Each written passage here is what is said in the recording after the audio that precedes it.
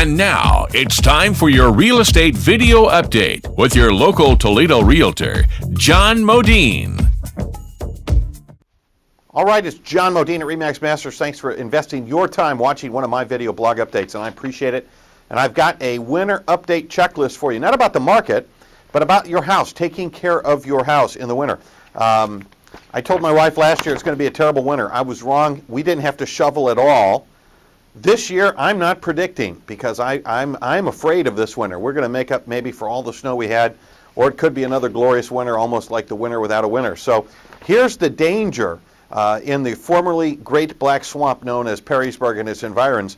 Your house is sitting on wet earth, and if you don't take some steps in the fall, you might have a very, very expensive winter. I'll tell you what corporate owners do for almost every single corporate house, corporate listing I handle, whether it's for banks, asset management companies, relocation companies, we get those houses winterized. That means the water's turned off, and antifreeze and air is blasted into all the drain lines and the water lines.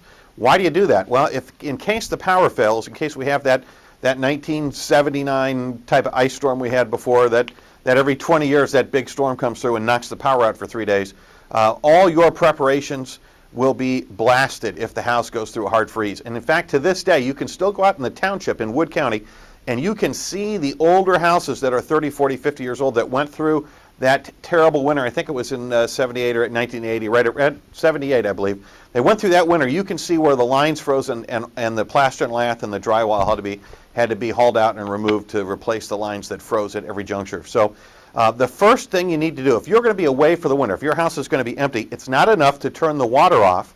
It's not even enough to have a backup generator. You've got to have all the water blown out of the lines in case that catastrophic freeze comes, because that'll cost a lot of money, and you do not want to make an insurance claim on your house. I got this on authority from my brother, the insurance agent. You do not want to make an insurance claim involving water in your house, because that is going to get tagged on your house and it's going to follow your house for the next owner and maybe for a long time. So I have a checklist on the website you can look at, download, and it covers making sure your furnace is inspected, getting your fireplace ready, checking the smoke alarm batteries, checking the weather seals and the strips and the doors and all that other stuff. And let me tell you, the most important thing is running your downspouts out.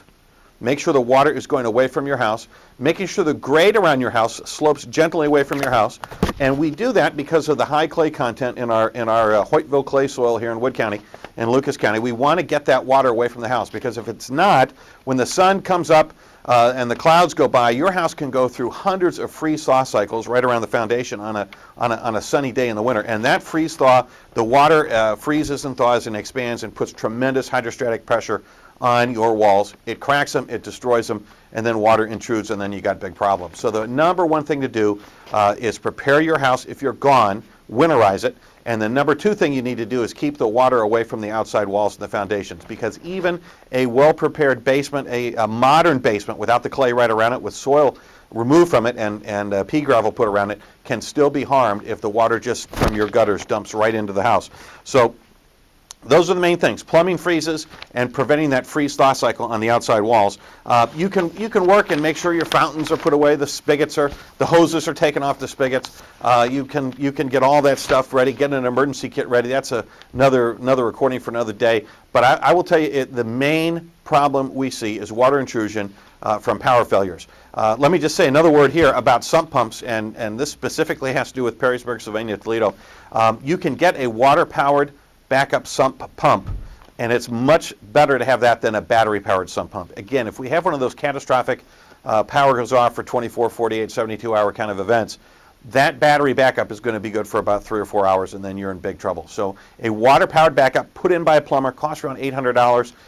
My plumber I recommend is Josh at Ace Plumbing. Call me or email me. I'll give you his name and his cell phone number. He's fantastic.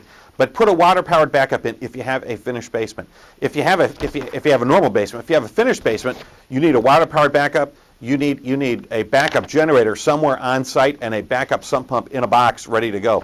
You need to prepare again for the worst case. Otherwise, it's a $20,000 to $25,000 insurance event or catastrophic equity destroying event. So winter's coming.